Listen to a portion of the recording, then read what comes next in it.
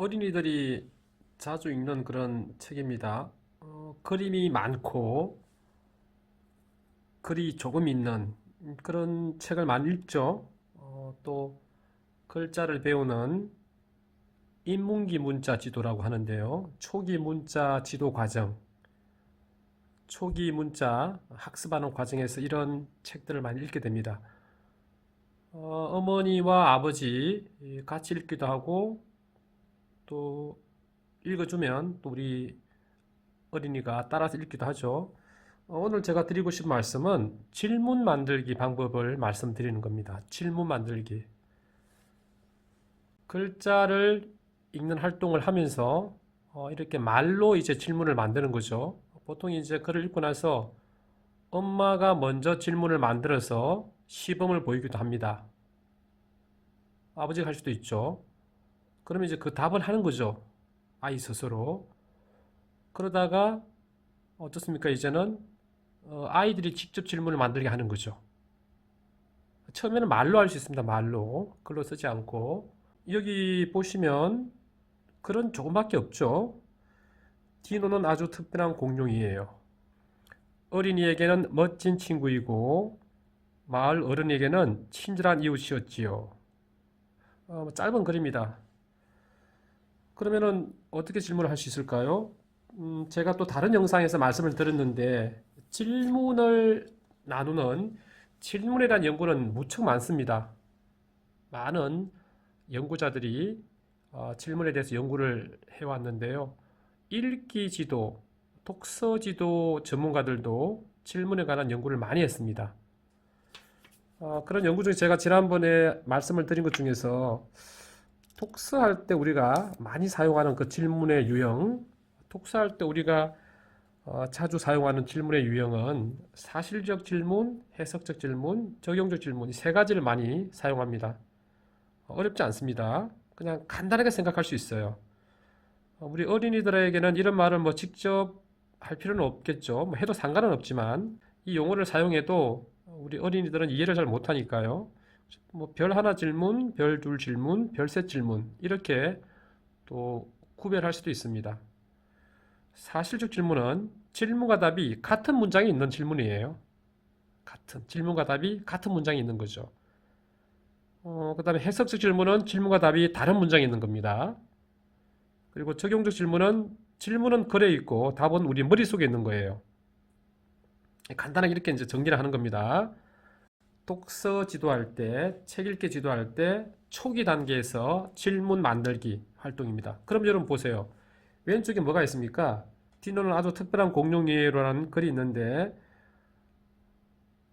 아주 그냥 쉽게 생각하면 아주 특별한 공룡은 누구인가요? 이런 질문을 만들 수 있겠죠?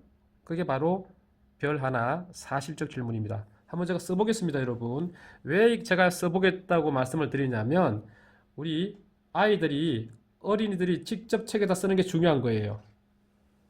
말로 할 수도 있겠지만 말로 하게 되면 그 결과가 남지 않죠.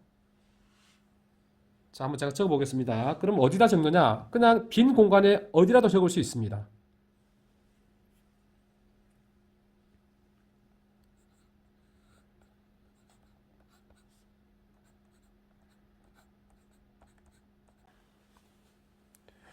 자, 이렇게 여러분 적습니다. 아주 특별한 공룡은 누구인가요? 아마 이렇게 적으면 또 비슷하게 다른 질문도 만들 수 있지 않겠습니까? 바꿔서 디노는 어떤 공룡인가요? 그러면은 아주 특별해요. 아주 특별한 공룡이에요. 이렇게 또 답을 할 수도 있겠죠. 자, 여기서 중요한 거는 답은 쓰지 않습니다, 여러분. 답은 쓸 필요가 없어요. 왜냐하면 질문을 만들면서 학생 스스로, 어린이 스스로 질문을 생각하기 때문이에요. 질문만 계속 기록하는 겁니다, 여러분. 이게 별 하나 질문이에요. 오른쪽을 보세요. 별 하나 질문, 사실적 질문, 오른쪽. 어린이에게는 멋진 친구다고 했잖아요.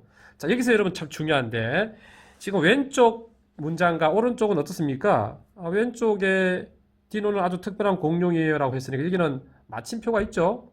온점이 있습니다. 그럼 문장이 끝난 거잖아요. 오른쪽에 새롭게 문장이 이어집니다. 그렇죠? 그러면 만약에 이런 문제를 낸다고 해볼까요? 만약에 이제 이런 문제를 냅니다.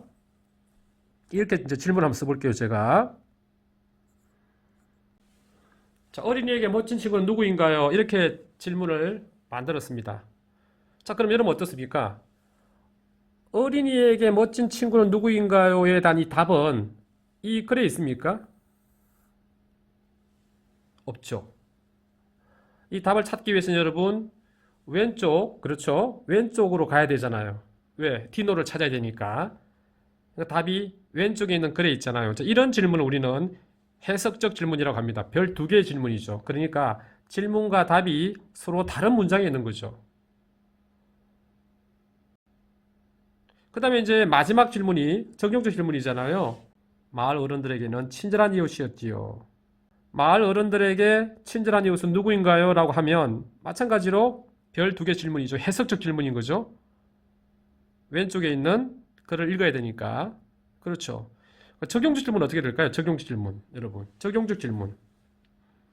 적용적 질문은 이 글을 읽으면서 이 글과 관계 있는 질문을 하는 거예요. 그런데 그 답은 우리 머릿속에 있는 거예요. 어떤 질문을 만들 수 있을까요? 제가 질문을 한번 적어 보겠습니다. 적용적 질문을 한번 적어 보겠습니다.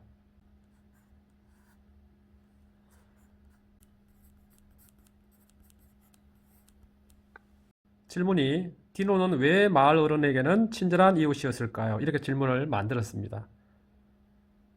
자, 여기 어딜 봐도 알 수 없죠?